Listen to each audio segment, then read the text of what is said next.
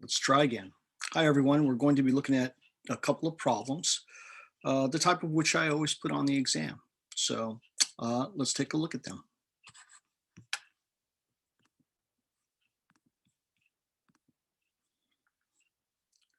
All right, here we go.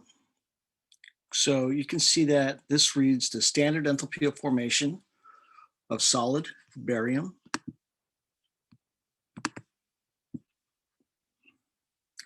Doing a little finagling here.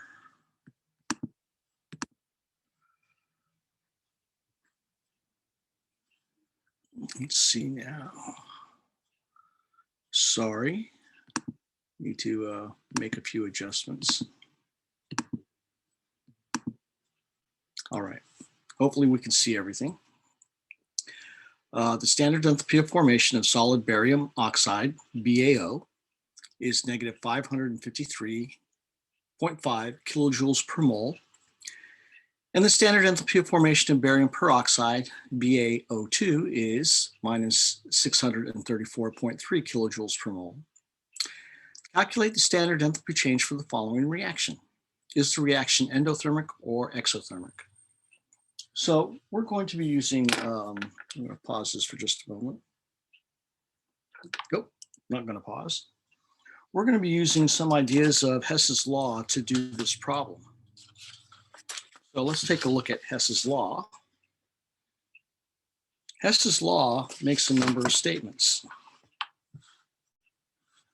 So I'm going to give you a few of these.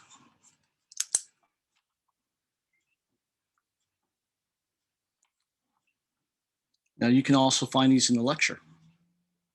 So one of the things about we can say about Hess's law is that the enthalpy of a reaction depends on states. So for instance, if we write down H2 gas plus O2 gas gives you H2O gas, and here I'm going to put 1/2. The change in enthalpy of formation for this reaction is negative 241.83 kilojoules per mole. But if we look at this reaction, H2 gas plus 1/2 O2 gas gives you H2O liquid. The change in enthalpy of this reaction is minus 285.83 kilojoules per mole. So you see the difference in energy depends on the states of the products here, because that's the only difference. Another thing we can say about Hess's law is that the energy is per mole of reaction.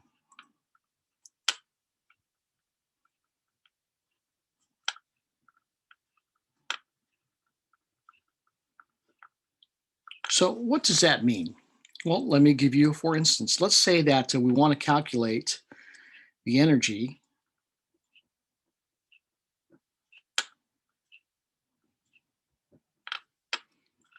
for the reaction of 16.0 grams of O2 to make H2O gas. So we have to look at this first equation. Here's how we would do this. We would start off with our 16.0 grams of O2, multiply by 1 mole of O2 per 32.00 grams of O2. And the reason we do that is because we need moles of O2 to use this particular information above. Now here, if we want to use per mole of reaction, we would see that in the balanced reaction, there's 1/2 a mole of O2. And how much energy for that 1/2 a mole? Minus 241.83 kilojoules. Okay. And so that's per mole, if you will. Now, usually I don't like to have that per mole in the reaction because when we put that mole there, that captures the per mole of reaction. So per mole of reaction means per whatever coefficient you have in front of a substance mole of reaction. All right, so if we do the work here, we get 16 divided by 32 is 1/2. 1/2 times, now this looks like it's 1/2, but it's really 2 because we flip it. 1/2 times 2 is 1. So the answer should be minus 241 or 242 with 3 significant figures. So let's see what we get. 16 times 241.83 divided by 32 and divided by 0.5. And indeed, I get 242 kilojoules, but it's also a negative. So that's the amount of energy that would be given off for our 16 grams of O2, making H2O gas. So delta H depends on the states. The energy is per mole of reaction. And if you double a reaction, you double the enthalpy of the reaction. So for instance, let's take a look at this first reaction here, and let's double it. 2H2 gas plus O2 gas gives you H2O gas. Only I need to have 2 of those also. So I've doubled every coefficient in this reaction. So that means I also have to double the enthalpy. And I can't call this an enthalpy of formation anymore because we're making 2 moles here. So this is going to be minus, and I'm going to do the math real quick. So we'll get minus 483.66 kilojoules per mole of reaction. Okay. So that's 3 things that you need to know about Hess's law. Hess's law continued.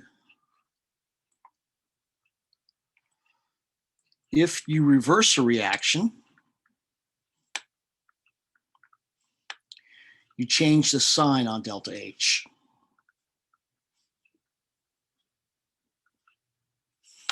So I'm going to take this reaction here where it says H2 plus O2 gives you H2O liquid, and I'm going to write that in reverse. So H2O liquid turns into H2 gas plus 1/2 O2 gas. So I can't call this an enthalpy of formation reaction anymore because we're not making 1 mole of a substance. So we get positive 283 or 85.83 kilojoules per mole because the forward reaction as written below is negative. So when we reverse it, the reverse reaction has the opposite sign. And I believe the last thing that we really want to know about delta H's is that delta H's are additive. So what do I mean by that? Well, let's take a look at a couple of reactions. Let's look at this first reaction. I'm going to write H2 gas plus 1/2 O2 gas gives me H2O gas. Oh, there's one more thing I've got to do after this one. And the enthalpy of formation for this guy is minus 241.83 kilojoules per mole. And I'm going to write this one above right here. And I'm going to line up the arrows like this. So here, I've got to put H2 gas plus 1/2 O2 gas. And the enthalpy for this one is plus 285.83 kilojoules per mole. And so here I'm going to put H2O liquid. So what do I mean by they're additive? Well, here we go. I'm going to add these together. So I'm going to have H2 gas plus 1/2 O2 gas plus H2O liquid gives me H2O gas plus H2 gas plus 1/2 O2 gas. And the enthalpy total for all of this is going to be the sum of these two numbers, which turns out to be 44.00 kilojoules per mole. Okay, now let's take a look at this a little more in detail. So how much energy does it take to take 1 mole of H2 gas and turn it into 1 mole of H2 gas? And the answer is 0 energy. So none of this energy is accounted for by that change, so we can remove it from the reaction. Can you see we have 1/2 O2 gas turning into 1/2 O2 gas? So we can remove that from the reaction. Now here, we can't remove the H2Os from the reaction because delta H's depend on the state, and these are different states. So this says, basically, if you want to vaporize 1 mole of H2O liquid into H2O gas, it takes 44.00 kilojoules. So delta H's are additive. Now let's see, what was that other one that I wanted to tell you about? Let me pause for a moment and think about it. Okay, another aspect of delta H is the delta H of formation for an element in its elemental state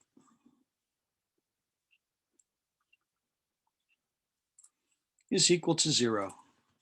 So for example, if you have O2 gas and you're making 1 mole of it, you're going to make it from its elements in their elemental state, which is oxygen, O2 gas.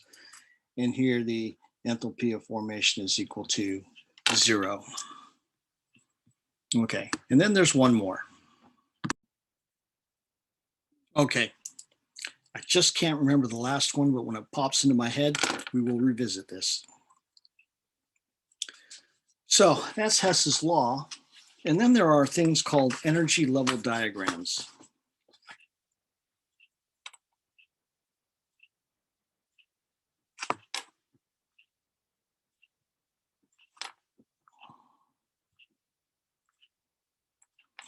Energy level diagrams are a way to show you the energy change that happens in a reaction. So let's take a look at a reaction and draw an energy level diagram for it.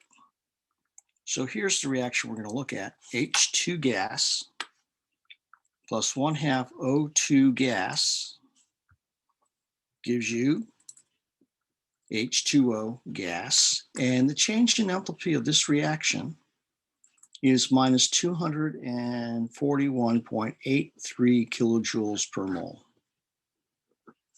So this reaction is exothermic. It's exothermic because it has a negative value for delta H. So what we want to do here is we want to understand that on the left we have reactants, and on the right we have products. Now, for an exothermic reaction, we draw an arrow going down, and for an endothermic, we draw an arrow going up. This arrow is the reaction arrow. Now, if we look above, you can see that at the pointy end of the arrow, we have products, and at the other, the tail of the arrow, we have the reactants. It's the same for these. So let's write this using an energy level diagram. First of all, we have a negative value, so we're going to go negative. And I don't usually do this, but I'm going to do it this time. I'm going to make a box here for the reactants and a box here for the products. Okay, so notice the arrow always points to the products, so I'm going to put H2O gas here.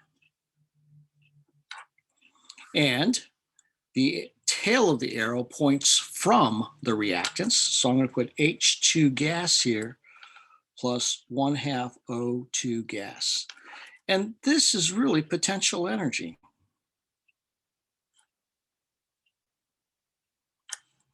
And this amount here is minus 241.83 kilojoules per mole. So this is our energy level diagram for H2 gas plus O2 gas turning into H2O. Now let's take a look at another reaction. Let's look at this reaction here. We have, not this one, I'm sorry. Let's take a look at this reaction here, where we have H2O liquid turning into H2 gas and O2 gas. So here you can see, because the value is positive, we want to draw an arrow going up. So I'm going to draw my arrow going up.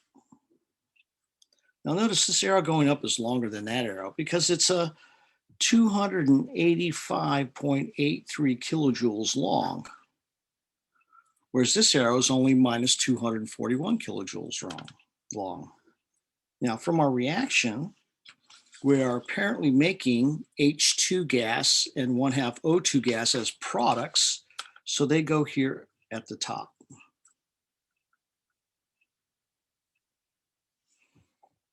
And at the bottom, we're going to have H2O liquid. So here we have these two energy level diagrams, and we can actually combine all three together. So let's combine all three together. So what I'm going to do is I'm going to write H2 gas plus 1/2 O2 gas because they both have that in common. For this one, I'm going to go down minus 241.83 kilojoules per mole, and I'm going to end up at H2O gas. For this one, I'm going to go up 285.83 kilojoules per mole, and I'm going to put H2O liquid here. Now, if I extend this bar a little bit here and extend this bar a little bit here, I can draw an arrow going up there. So what is the reaction for that arrow? Well, the reactant is H2O liquid. The product is H2O gas. So there's the reaction for that particular arrow. Is the energy positive or negative? Well, since it's going up, it's positive. Well, how much is that energy? Well, the energy is going to be the difference between these two values, but a positive number. So that's how you draw energy level diagrams. All right. Let's take a look here at some problems that I have written out and see if we can do them. All right. So here's number 61. The standard enthalpy of formation of solid barium oxide is minus 553 kilojoules per mole.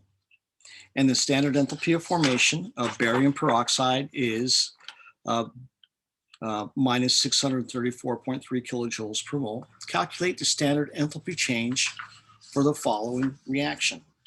So for this one, letter A, we can actually use this. The heat of reaction, or enthalpy of reaction, is equal to the sum of the enthalpies of formation of the products minus the enthalpies of formation of the reactants. So what are the products here? We have 2 of your barium oxide. So 2 times the enthalpy of formation of barium oxide plus 1 times the enthalpy of formation of O2. And here I should put a solid there and I should put a gas there. So those are the products. And then minus 2 times the enthalpy of formation of barium oxide solid. Okay, so we're given these values. The value for barium oxide is minus 555 kilojoules per mole. 553.5 kilojoules per mole.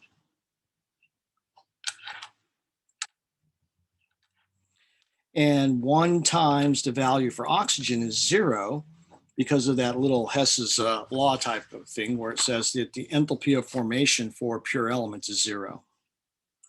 And then minus 2 times minus 634.3 kilojoules per mole.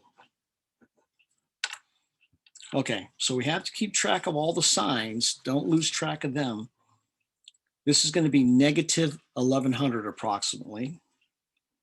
This is going to be negative 1270 approximately, but it becomes a positive because you have a negative in here, and a negative of a negative is positive.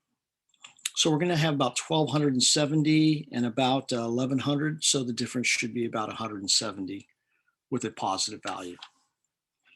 So let's see what we get. I'm going to move the paper up just a little bit. So turn my calculator on.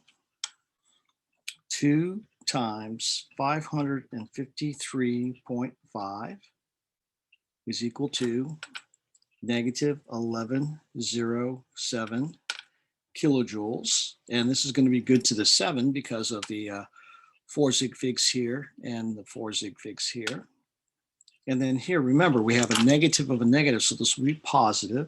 2 times 634.3, and I get 1268.6 kilojoules.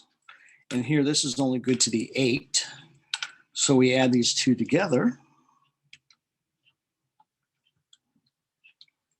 and I get 16.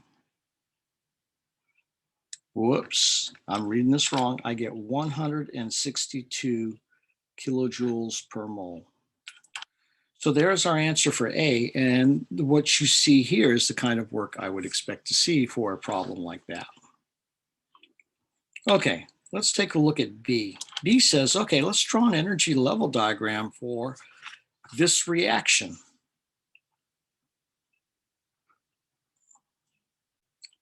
Oh, I'm sorry.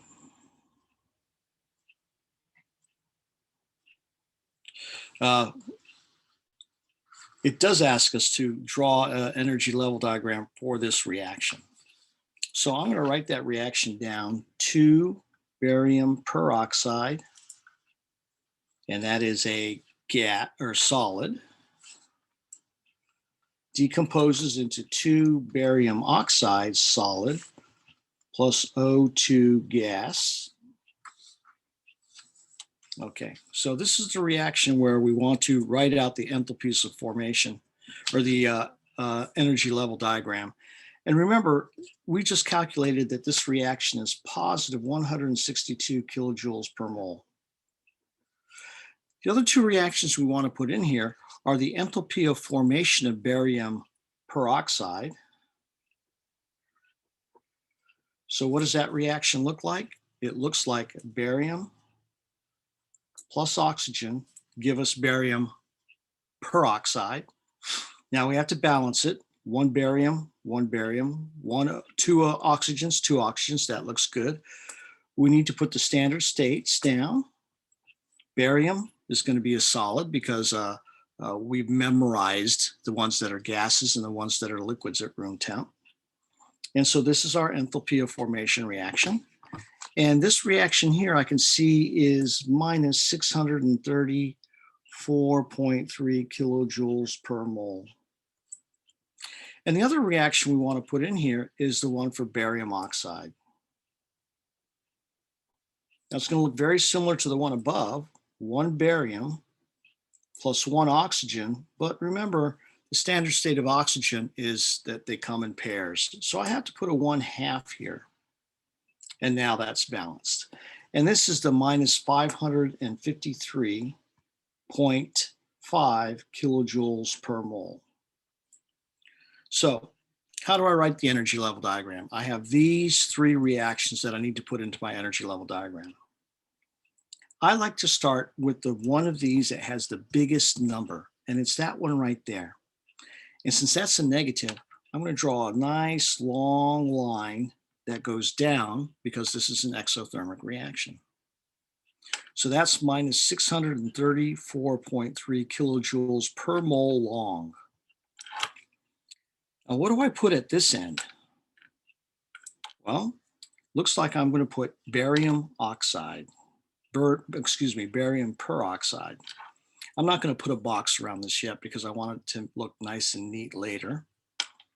And here at the top, I'm going to put barium solid plus O2 gas. Okay, so here's my reaction. Now, which one do I want to incorporate next? And the answer is either one. Let's go ahead and let's see. Let's incorporate this one right here. So what are the similarities of this reaction with this reaction? Well, the barium, right? And 1/2 the oxygen, but not one oxygen. So we could say that we can draw an arrow down here of negative 553.5 kilojoules per mole. Now, why is the arrow going down? Because the value is negative. Why is this arrow shorter than that one? Because the amount is less than that one. Now, what am I going to put on my box down here? I'm going to put barium oxide. Now, there's something we need to understand. We only used barium and 1/2 of this oxygen to do this reaction. What happens to the other half of the oxygen? Well, we just assume that it does not react. So there it is. Okay, so I'm going to go ahead and box these up, as it were.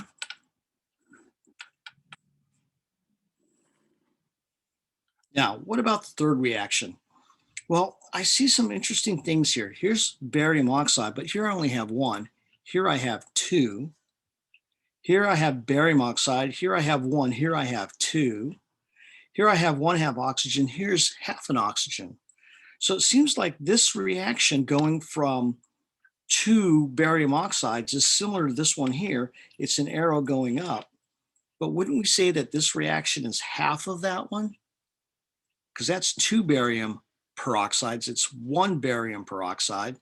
So what is the value here? It's going to be half of this 162, which is going to be positive 81.0 kilojoules per mole. And so here I've just shown you the relationship between each of these. You'll notice at every level, we have 1 barium and 2 oxygens. At this level, we have 1 barium and 2 oxygens. And at this level, we have 1 barium and 2 oxygens. And that's when you know you have a really nice energy level diagram, is when at every level, you have the same elements and the same number of each element. Okay, and in addition, if we take a look at this, we can see that these numbers kind of add up. That is to say, if we put this positive 81 and this minus 364, we would get negative 555. They would add up to be that one there. Okay, energy level diagram and Hess's law. We're going to take a look at one more of these in this lecture, and then we're going to pause it. So what we have here is the following. An important step in the production of sulfuric acid is the oxidation of sulfur dioxide to sulfur trioxide, and here's the reaction. Now, this is not an enthalpy of formation reaction because, well, we are forming 1 mole of a substance, so that sounds like an enthalpy of formation. And we are forming it from pure oxygen. That sounds like an enthalpy of formation. But here, we're not supposed to have sulfur dioxide. It has to be sulfur. Okay, so sulfur formation of sulfur trioxide from the air pollutant sulfur dioxide is also a key step in the formation of acid rain. And that formation is that when rain reacts with sulfur trioxide, you get sulfuric acid, which is a strong acid. Use standard enthalpies of formation to calculate the enthalpy change for the reaction. And is the reaction endothermic or exothermic? And I think we forgot to answer that for the previous problem. I forgot to answer, is the reaction endothermic or exothermic? So going back to this one here, boom, positive value, endothermic. Okay, so back to this one. Use standard enthalpies of formation to calculate the enthalpy change for the reaction. Is the reaction endothermic or exothermic? So for this reaction, I'm going to go ahead and write the reactions out first. So we have SO2 gas plus 1/2 O2 gas gives us SO3 gas. And I want the enthalpy of formation for SO2. So I have sulfur solid plus O2 gas gives me sulfur dioxide gas. So I'm making 1 mole of sulfur dioxide from its elements in their standard states. And then the last reaction is sulfur trioxide gas, sulfur solid plus O2 gas. And when we balance this, we have to balance the coefficients of the reactants because this has to be 1 mole. Okay, so I'm going to put 3/2 there. Now I looked at the values for these latter two, and they are written down here at the bottom. So for sulfur dioxide, it's minus 296.84. Minus 296.84 kilojoules per mole. And for the sulfur trioxide, it's minus 395.77. So I'm writing these down small because I can always refer to the previous pages. Okay, so I know the reactions, and this is the one that we want to find out. So use standard enthalpies of formation to calculate the enthalpy change for this reaction. So for A, we're going to say that the enthalpy of the reaction is the sum of the enthalpies of formation of the products minus the sum of the enthalpies of formation of the reactants. So that's going to be, for this reaction here, 1 times the enthalpy of formation of SO3 gas. And I always like to put brackets around the products and brackets around the reactants. And so we're going to have 1 times the enthalpy of formation of SO2 gas, and then plus 1/2 times the enthalpy of formation of O2 gas. And I'll put a bracket there.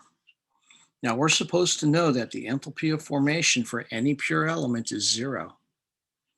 So this comes down to minus 395.77 kilojoules per mole times 1 minus 1 times negative 296.84 kilojoules per mole. So here I can see that that's going to be negative 400 approximately. This is a positive 300 approximately because negative of a negative. So I should get about a negative 100 total. Let's see what we get.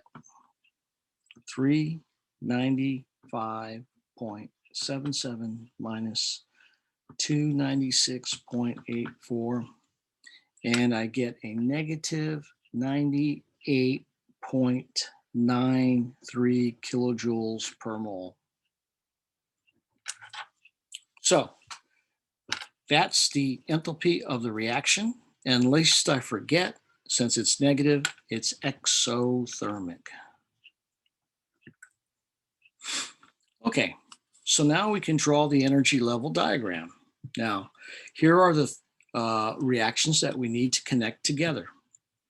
And we just figured out that this one is minus 98.93 kilojoules per mole. So which one do I start with? I start with the one with the longest change.